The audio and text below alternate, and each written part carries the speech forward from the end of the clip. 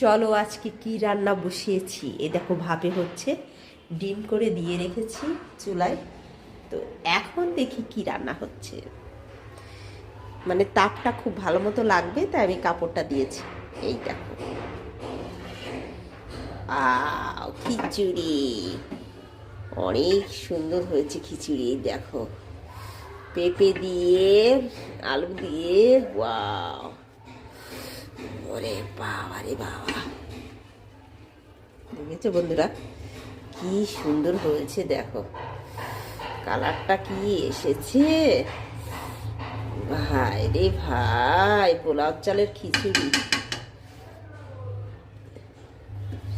অনেক অনেক মজার হবে নিশ্চয়। এই দেখো, ওরে বাবা,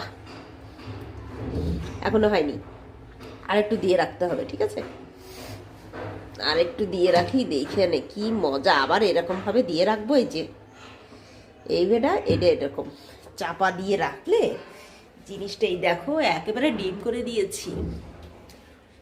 খিচুড়িটা নরমও যেমন হবে, খেতেও মজা হবে, আবার এদিকে গ্যাসেরও সাশ্রয় হবে।